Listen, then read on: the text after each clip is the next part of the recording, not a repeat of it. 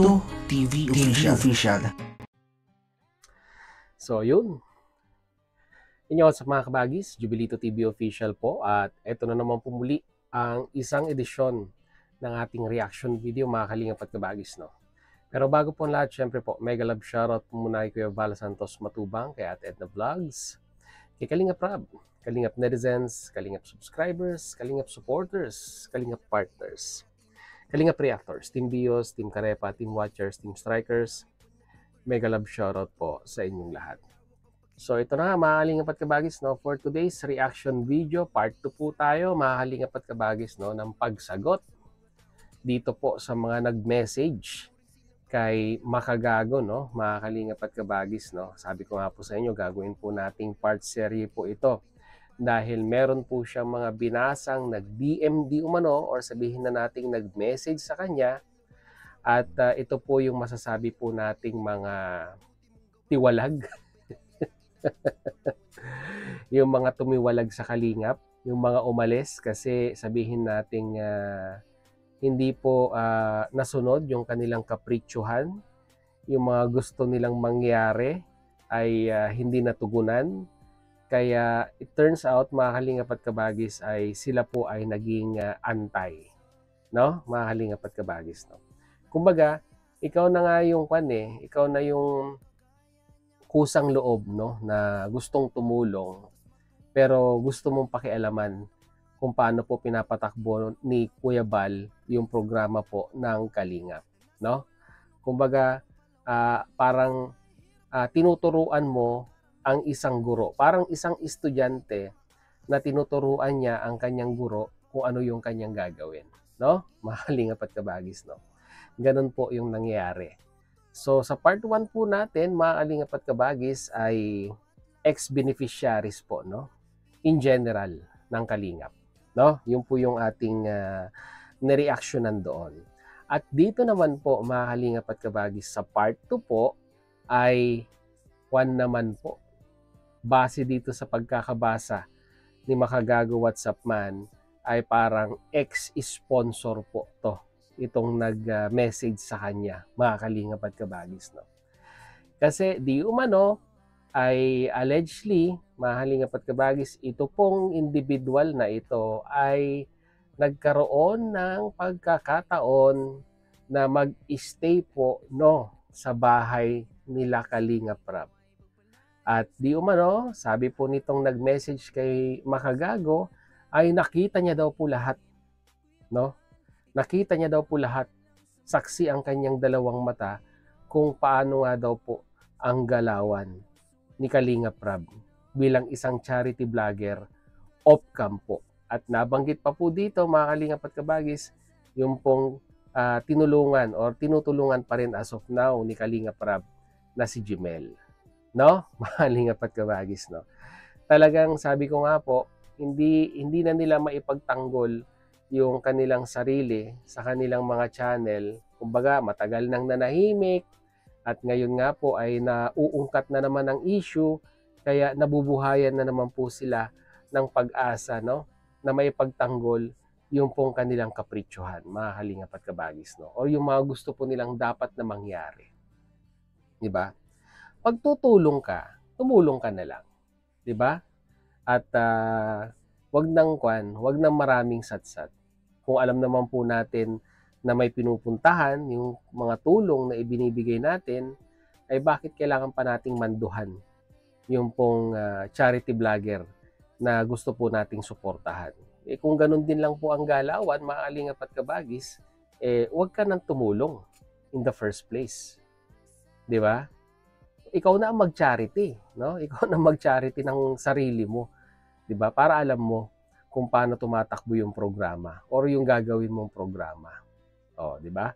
Ngayon, nakita sila ng masusumbungan sa katayuan nga po ni Makagago WhatsApp Man, kaya ito po, pinagpipiestahan na po. Lahat po ng mga anti-kalingap ay nandoon na po, no, sa comment section ng FB page ni Makagago, and at the same time sa comment section po ng kanyang official YouTube channel. Kaya ito naman po ang ating sasagutin dito, mga kalingap at kabagis, no. Ito pong nag-message Paano ko po nasabing sponsor, mga kalingap at kabagis? Di ba? Paano ko po nasabing sponsor? Kasi, no, tumira daw, no? Tumira daw po siya. Or sabihin na natin, nag-stay siya sa bahay ni Kalingap Rab. So, napapaisip ako, mga kalingap at kabagis, no? Sa mga matagal na po sa kalingap, malamang mapapaisip din po kayo, no? Sa mga matagal na po sa kalingap, sino kaya ang mga dating sponsor na nagkaroon ng privilege na makapag-stay sa bahay ni Kalingap Rab? Isip-isip. Meron ako naiisip, mga kalingap at kabagis, no? Pero tulungan nyo nga ako mag-isip sa comment section. Parang ganun eh. Hindi ako sure. Hindi ako sure kung siya yon, mga kalingap at kabagis. Pero yun po talagang pumapasok lang sa isip ko eh. Di ba? Kasi yun lang po yung naaalala ko. Sa base sa mga napanood natin sa mga upload ni Kalingap Rab, ay siya lang po yung naaalala ko na nag-stay sa bahay po ni Kalingap Rab. And ang tanong dito in the first place, kung meron po siyang mga napansin na irregularities, no, sa pamamahay ni Kalingap Rab, ay bakit hindi siya nagsalita in the first place? Di ba? Hindi niya pinagsasabi sa kanyang channel at that time. Pero bakit ngayon ay nagsusumbong siya dito po kay Makagago WhatsApp Man? So, ito, huwag na natin patagalin, mga kalingap at kabagis, no? Credits to the owner sa video po na ito na gagamitin po natin kay Makagago WhatsApp Man. So, re-reactionan lang po natin yung kanyang binasang comment, no, ng masasabi po natin na dati pong ex-sponsor, ex-sponsor po ng Kalingap. So, without further ado, mga kalingap at kabagis, nasa ang ating keyboard. Ayan, nandito ang ating keyboard. Let's play! Sa lahat, sila po ay isang malaking fake charity vloggers. Yes. Oh, sa una pa lang, una sa lahat, sila po ay isang malaking fake charity vloggers. So, dito pa lang, allegation na ito, di ba? Pinagbibintangan mo ang isang SEC-registered, nagbabayad sa BIR na institusyon, no, na Team Kalingap, yung Val Santos Matubang Lingap sa Mahihirap Foundation at Association of Charity Vloggers of the Philippines, SEC-registered din po yan, mga kalingap at kabagis, ay sinasabihan mo na fake charity vloggers. So, ano sa nag-comment, no? Ano ang mga grounds mo dito sa mga bagay-bagay na ito? Meron ka bang pinanghahawakang resibo para mapatunayan itong salitang peke, no? Yung pa lang kwan na to sablay na ito, mga kalingap at kabagis, yung sasabihan mong peke na wala ka naman pinanghahawakang resibo, dito pa lang sablay na po. Sablay na po, simula pa lang, mga kalingap at kabagis. Sige, papatuloy natin. Tama po, fake. They only do all the helping in front of the camera. They only do all the helping in front of camera. Sa nag-comment, patunayan mo ulit. Di ba? Kailangan lagi meron tayong pinanghahawakang resibo. Di ba? Dapat lahat ng ating mga binabanggit dito ay meron tayong pinanghahawakang ebidensya to, di ba, to justify yung mga sinasabi natin. Sige, pagpatuloy natin. Patay ng camera, patay din ang pagiging matulungin. Bakit ko ito nasabi? Minsan na ako nakasama sa team nila at tumira sa kanila. Minsan na akong nakasama sa team nila at tumira sa kanila. Ayan. So, ibig sabihin, tumira or nag-stay. Siguro a couple of days, isang araw, or 2 araw, hindi po natin alam. Pero sabi niya nga po dito, minsan na akong nakasama sa team nila at tumira sa kanila. So, most probably, dati po itong sponsor, mga kalingap at kabagis, no? Sige, pagpatuloy natin. May taong humingi ng tulong nakakatok sa bahay niya ni Kalingap Rab, ipapasabi niya na wala siya kahit ang totoo ando naman siya sa loob. Okay, mabigat na kan po ito. Mabigat po itong accusation, mga kalingap at kabagis, no? Na di umano allegedly pag may kumakatok daw, no, na gusto pong humingi ng tulong ay hindi po ini-entertain ni Kalingap Rab, no? Hindi po ini-entertain. So, ang masasabi ko lang po dito, once again, no? Kailangan may pruweba ka. Hindi naman po pwedeng ikikwento mo lang at sasabihin mong nakita ng dalawa kong mata, kasi kung wala pong kanyan, wala pong kasamang ebidensya yan, ay hearsay po yan. No? Mga kalingap at kabagis. At masasabi po natin na likha lamang ng ating malawak na imahinasyon. Or, sige, let's say sabihin natin, hindi na-entertain yung kumatok. So, hindi naman po siguro lahat, no? Sa akin po, mahalingap at kabagis, no? Hindi po ganun kayaman, no? Hindi po ganun kayaman si Kalingap Rab na lahat na lamang po ng lalapit sa kanya ay kanyang mapagbibigyan. Ang gobyerno nga po, mahalingap at kabagis, eh. 'Di ba? Lahat po ba ng mga sambayan ng Pilipino pag lumapit at humingi po ng tulong sa kanila ay napagbibigyan? Kasi kung ganun po ang kalakaran, 'di ba? Ay hindi na po lalapit 'yan sa mga charity vlogger. 'Di ba? Kung ang gobyerno po natin ay napagbibigyan lahat ng pangangailangan ng mga ating kababayang Pilipino, unang-una po sa lahat, in the first place, hindi na po 'yan lalapit sa mga charity vlogger. So ibig sabihin may lapses, 'di ba? Kaya po sila lumalapit. At try din po nating i-analyze, mga kalingap at kabagis, no? Yung severity or yung importance ng paghingi po nila ng tulong kay Kalingap Rab. Emergency po ba ito? Kasi let's admit to the fact, mga kalingap at kabagis, na hindi po lahat ng lumalapit na humihingi po ng tulong ay masasabi po natin na legit. Bakit ko po nasabi? Yung iba po dyan talagang ginagawa na pong kabuhayan, no? 'Di ba? May mga dadalhing papeles na ito yung resulta ng kanyang medical, kailangan humingi ng tulong, o 'di ba? Parang ganoon. So kailangan i-verify po muna maigi kung karapat dapat bang matulungan, 'di ba? Eh hindi po natin alam, mga kalingap at kabagis, baka yung taong yan na lumapit at that time na hindi po nilabasan ni Kalingap Rab or hindi po na-entertain, ay baka, 'di ba? Hindi naman po life-threatening yung pong kanyang inilapit, no? Or yung paghingi po ng tulong, 'di ba? Mga kalingap at kabagis. So para sa akin po, ang ganun sa akin ng opinion ko dito, depende sa sitwasyon or depende po, no, sa severity ng case kung deserving po bang matulungan, mga kalingap at kabagis, no? So yun po yung aking opinion dito. So papatuloy natin. Kung minsan naman, magpe-pretend ang mga nasa bahay na walang naririnig at hihintayin na lang nila na umalis ang humihingi ng tulong. Maging ang batang alaga nito na si Gmail na tinutulungan nila at ipinapalabas nilang ampon nila at mahal na mahal nila ay mahal lang din sa harap ng kamera. Ayan. Maging ang batang alagang nitong si Gmail na tinutulungan nila at ipinalalabas nilang ampon nila at mahal na mahal nila ay mahal lang din nila sa harap ng kamera.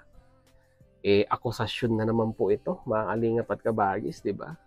Paano na naman kaya nasabi nitong nag-comment kay Makagago na mahal lang sa harap ng kamera?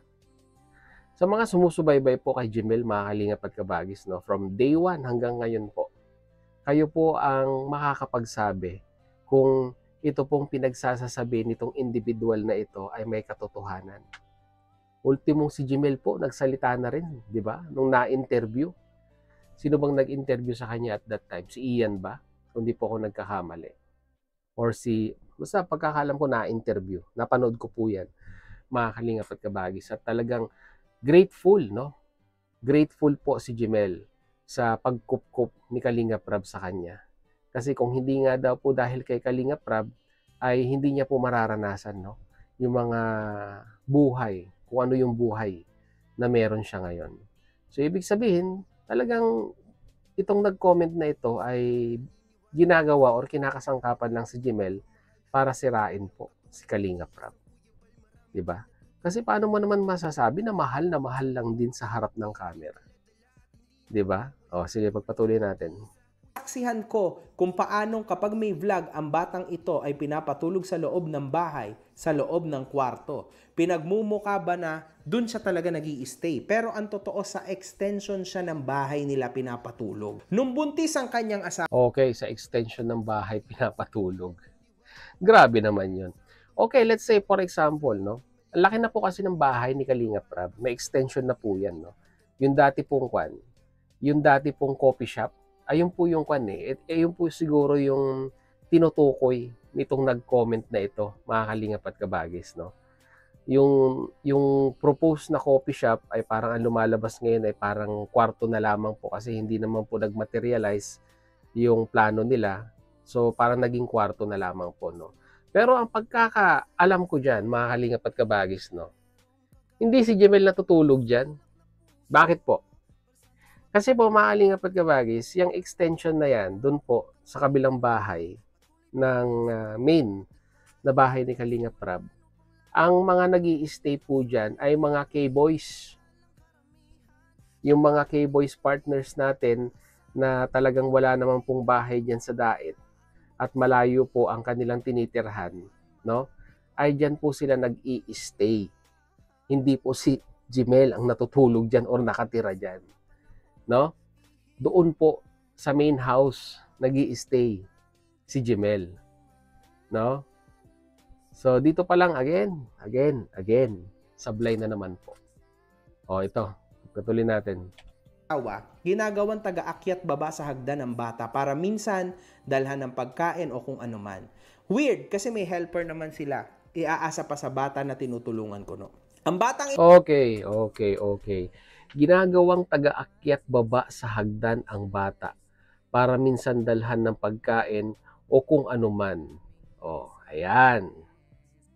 Yung mga ganitong klaseng galawan, mga Kalingap at Kabagis, no? Yung sabihin na nating pakikisuyo, no? Hindi naman sa inuutosan. Nakikisuyo po, no? Magkaiba po yung utos sa nakikisuyo. Bakit ko po nasabi, mga Kalingap at Kabagis? Kasi pag nag-utos ka, it is a command. Unlike pag nakikisuyo ka, it is a request.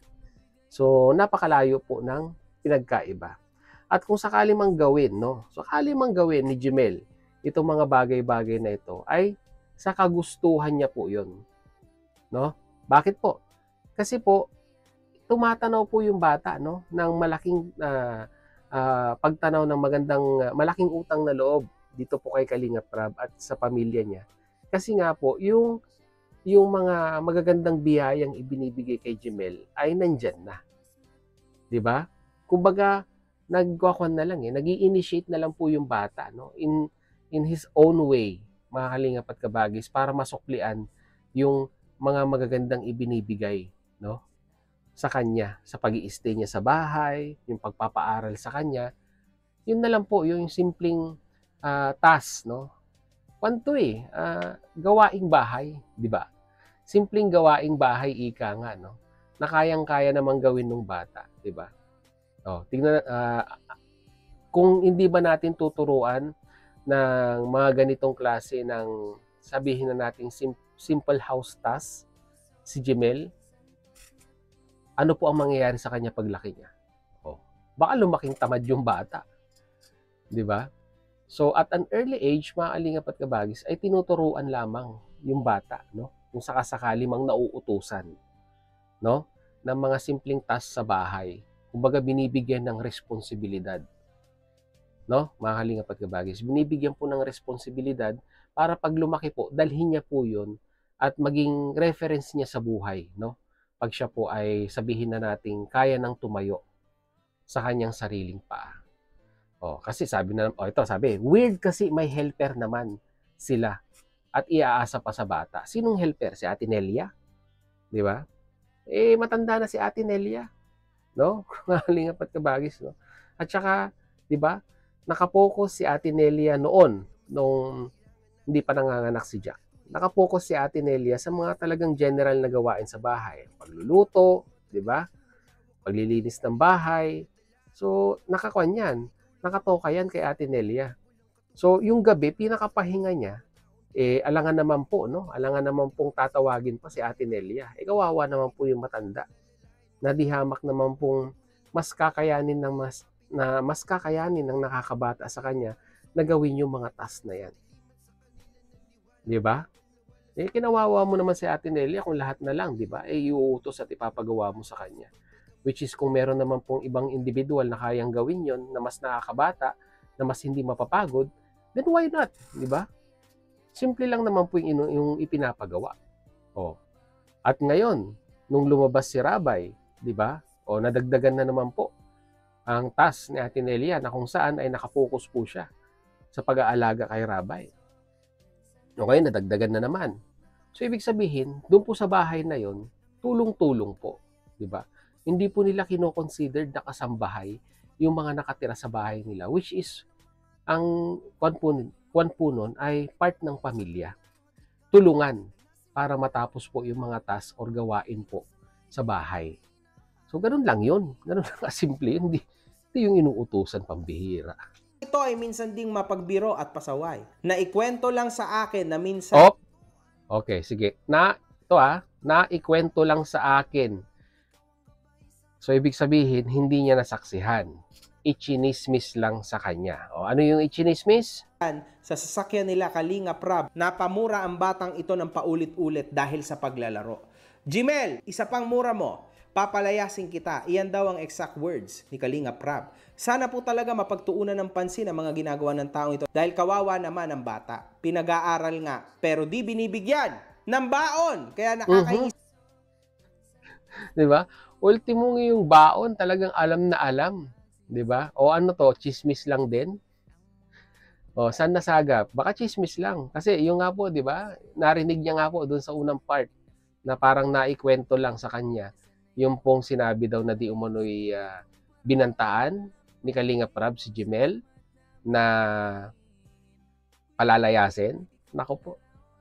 Kung ikaw na matinong sabihin na nating guardian, tapos nakikita po natin na mali na po yung mga sinasabi or galawan ng inaalagaan natin or yung inampun natin, for example, hindi mo ba hindi mo ba sisitahin? Hindi mo ba didisiplinahin? Anong klaseng magulang ka kung ganun ang sistema mo sa pagpapalaki ng anak? Na kung meron kang nakikitang mali, ay hindi mo didisiplinahin. Sa tingin ko, parang dinidisiplina lang. Kung sakaling totoo man ito, Maalingap at Kabagis, no? Kung sakaling man totoo ito, sa tingin ko po dinidisiplina lang si Jimel. Diba? Para at least, yung mga bad habits niya ay matuwid niya sa murang edad. Which is nakikita naman po nating very effective po. No? Kasi talagang si Jimel ay lumalaki ng maayos. Di ba? Yan. O, ito pa. Pinag-aaral nga nila pero di binibigyan ng baon. Ay, grabe naman. Maalingap at Kabagis, no?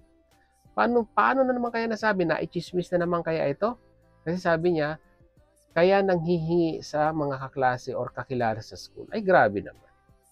Patunayan, hindi binibigyan ng baon si Jimel. No. O baka naman may baon si Jimel na pagkain. O, di ba? At kung may mga fees na dapat bayaran, and that time, ayun po, no? Pero sa tingin ko po, po ito, hearsay lang po ito, chismis po ito, na hindi binibigyan ng baon si Jimel. Si Jimel nag-aaral sa isa sa mga prestihiyosong eskwelahan sa Daet, private school, tapos hindi mo bibigyan ng baon. Kalokohan. Sa mga klase or kakilala na nasa school. Ang mga tinutulungan pong babae niyan ay hindi ko rin alam kung totoong para nga ba sa benefit lang ng tinutulungan or para sa benefit nila lahat. Kung hindi... Benefit po lahat yan ng pangkalahatan sa tinutulungan and at the same time po, doon po sa tumutulong. Di ba? Pan po yan, give and take po yan, Maalingap at Kabagis, di ba? Napakasimpleng logic lang po yan, di ba? Alangan naman, no? Alangan namang lahat ng kinikita ni Kalinga Prab ay ibibigay niya po, no? Ibibigay niya po sa kanyang mga beneficiaries. Paano naman si Kalinga Prab? 'Di ba? Kung lahat ng kanyang kikitain ay ibibigay niya sa kanyang mga beneficiaries. Kawawa naman yung mama. 'Di ba? Kailangan niya ring i-sustain yung buhay niya. Diyos ko. Simpleng logic lang po 'yan, no? Huwag na po nating silipin. Huwag na po nating silipin yung lahat ba ay ibinibigay. Come on. Lahat po tayo dito. Come on, give me a break. 'Di ba? Tayo po ay may mga pangangailangan sa pang-araw-araw. Saan po natin kukunin yon? Sa ating trabaho, which is sa trabaho nga po ni Kalingap Rab, siya siyang content creator. So, may expenses din po yung mama. Diba? Intindihin po natin yun. Hindi nyo po alam, scripted po lahat ng contents niyan. Binubuo niya talaga ang team nila na puro lalaki at ila-love team sa mga magagandang babae at tinutulong dahil mas patok sa manonood ang love team. Let's accept to the fact, mga Kalingap at Kabagis, na ganun talaga yung kalakaran. Diba? Kung ikaw na content creator, you strategize. Diba? Pinag-aaralan mo yung i-upload mong content. At kung sa tingin mo ay maganda at pasok sa panlasa ng mga viewers, then why not? Diba? Kung hindi naman po natatapakan yung kanilang pagkatao, yung kanilang dangal sa mga content na ginagawa nila as a love team, then why not? Diba? Mga Kalingap at Kabagis, nakakapagpasaya pa nga sa mga viewers, diba? Marami ang natutuwa. Lalong-lalo na yung mga sponsors na nakapag-aabot din ng tulong doon sa mga beneficiaries. At patungkol naman po doon sa ipinaparis, kaya daw po puro lalaki, no? Yung mga kinukuhang K-boys or mga Hagibis boys, no? Mga viewers po ang nagre-request na ipares kung sino man yung mga pwedeng ipares nila for entertainment purposes lamang po, no? Para malinaw po tayo. For entertainment purposes. Mga Kalingap at Kabagis. Kaya once again, para sa akin, no? Sablay na naman kung sino man ang nag-comment dito, kung isang ex-sponsor, kasi parang lumalabas ex-sponsor ito, mga Kalingap at Kabagis. Ito po yung aking kwan dito. Ito po yung aking, sabihin na nating hula. Yan, hula, no, mga Kalingap at Kabagis. Ex-sponsor ito na sabi nga po ay umalis ng Kalingap kasi hindi nasunod yung mga gusto niya, yung mga kapritsyohan niya, yung mga, basta, hindi nasunod. Yun po yung doon. Yun po yung one word na pwede po nating i-label dito. Hindi nasunod yung gusto. Then it turned out, naging bashers po ng Kalingap. So, ganun sa akin lang, sa nag-comment, kung sino ka man, patunayan. Di ba? Huwag yung puro sumbong lang. Patunayan yung mga pinagsasasabi. Di ba? Pinaka-importante po niyan, may hawak po tayong resibo sa mga pinagsasabi natin. Kasi once na hindi po kanyan, once na halimbawa may nagsalita at sinabing hindi totoo lahat ng mga pinagsasabi mo, ay sino po yung lalabas na kahihiya? Di po ba, mga Kalingap at Kabagis?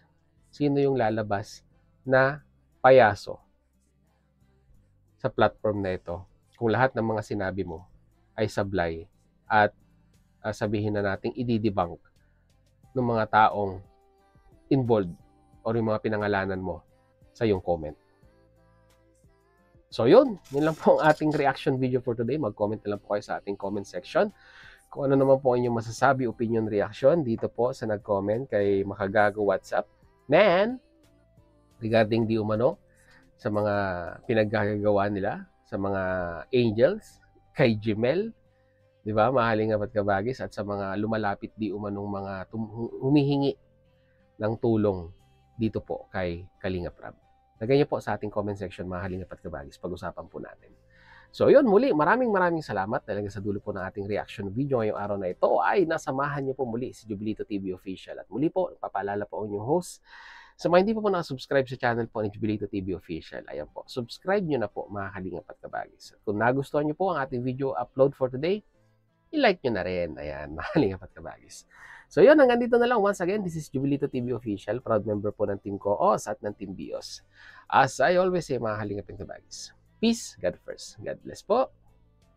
Bye-bye. Babush.